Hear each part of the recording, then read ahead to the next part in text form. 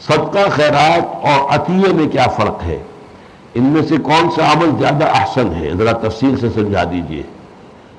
گزشتہ پروگرام میں آپ نے سیرت طیبہ پر ایک بہترین کتاب کا ذکر کیا تھا، اس کا نام دوبارہ بتا دیجئے۔ صدقہ خیرات اور عطیہ میرے نزدیک اس میں کوئی بنیادی فرق نہیں ہے، یہ ایک ہی شے کے نام ہے۔ زکوٰۃ بھی صدقہ ہے، قرآن مجید میں جو زکوٰۃ کے مصارف آئے ہیں وہاں لفظ زکوٰۃ میں انما الصدقات للفقراء والمساکین یہ تو معلوم ہوا کہ یہ صدقہ ہے۔ تو صدقہ ہر وہ شے ہے جو انسان خلوص اور اخلاص کی بنیاد پر کسی کی مدد کے لیے کسی کو دیتا ہے۔ البتہ ہدیہ در حقیقت جو ہے وہ شے ہے تحفے کے طور پر کسی کو پیش کرنا، یہ نہیں کہ وہ اس کا محتاج تھا اور آپ نے اس کی جو ضرورت پوری کی ہے، وہ در حقیقت بالکل اور شے ہے۔ اچھا، عطیہ جو بادشاہ دیتے تھے وہ بھی انعام کی صورت ہوتی تھی، وہ بھی اختیار کی نہیں تھی۔ تو اگر عطایا ہو بادشاہوں کی طرف سے یا اس طرح کی کوئی شے تو وہ صدقے خیرات سے نکل جائے گی۔ صدقہ خیرات وہ شے ہوگی کہ جو کسی محتاج، کسی فقیر، کسی ضرورت مند کو دی جائے اس کی احتیاج اور اس کی ضرورت کو پورا کرنے کے لیے۔ اور یہ چیزیں ہدیہ اور عطیہ اگر بادشاہوں وغیرہ کا ہے کہ جو کسی خدمت کے عوض جو ہے وہ عطایا ہوتی تھی، ان کی خلاقوں سے نوازے جاتے تھے، یا ہدیہ آپ پیش کر رہے ہیں کسی کو، اپنے دوست کو، اس کا یہ مطلب نہیں کہ وہ محتاج تھا، یہ آپ نے در حقیقت اپنے اس کے ساتھ جو خلوص اور اخلاص ہے اس کے اظہار کے لیے۔ تو حضور ہدیے قبول کر لیتے تھے لیکن صدقہ خیرات قبول نہیں کرتے تھے، زکوٰۃ بھی قبول نہیں کرتے تھے، اس کو آپ نے اپنے اوپر اور اپنے خاندان پر حرام کر لیا تھا۔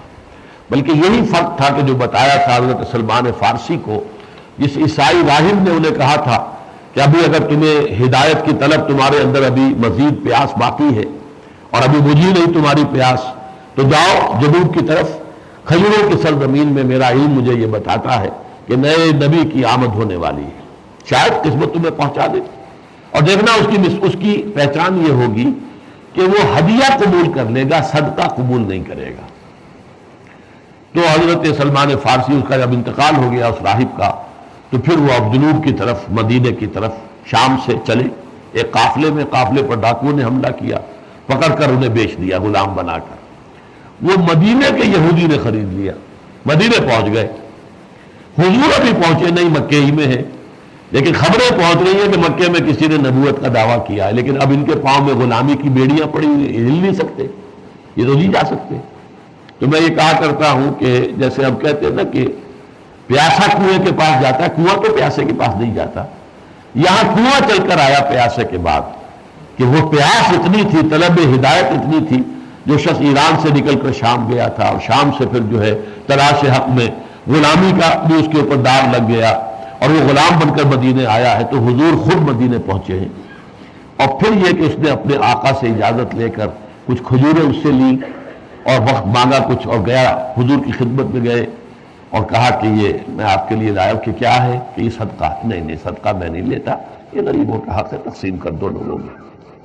کچھ دن کا وقفہ ڈال کر پھر گئے، پھر کچھ کھجوریں لے کر گئے، کیا ہے؟ یہ ہدیہ۔ کیا؟ ہاں ٹھیک ہے، ہدیہ مجھے قبول ہے، وہ آپ نے قبول کر لیا، وہ فوراً ہی مان لیا۔ تو یہ فرق ہے صدقے اور خیرات میں اور ہدیہ۔ عطیہ دونوں طرح ہو سکتا ہے کہ آپ کسی کو کسی کی ضرورت اور احتیاج کی وجہ سے کوئی عطیہ دے رہے ہیں، وہ صدقہ خیرات کی فہرست میں آ جائے گا۔ ایک یہ کہ کسی کو بڑی ہستی جو ہے وہ کسی اپنے چھوٹے ہستی کو اس کی خدمات کے صلے میں کوئی عطا کر رہی ہو بطور انعام، تو وہ جو ہے صدقہ اور خیرات میں نہیں ہوگا، بلکہ وہ ہدیے کے ساتھ اس کو آپ بریکٹ کر سکتے ہیں۔ اور جو سیرت کی کتاب ہے الرحیق المختوم، اس کا نام ہے۔ اب یہ نام بھی بڑا ثقیل ہے، میں آپ کے سوال پر ہی یہ اس کے لکھ دیتا ہوں۔ اور یہ ہندوستان کے بھارت کے ایک عالم دین ہے، انہوں نے لکھی تھی، اس پر انہیں سعودی عرب سے ایوارڈ ملا تھا، یہ سیرت کی عمدہ ترین کتاب سمجھی گئی، پھر اس کا اردو ترجمہ بھی ہوا ہے۔ یہاں المکتبۃ السلفیہ ہے جو اس کو شائع کرتی ہے۔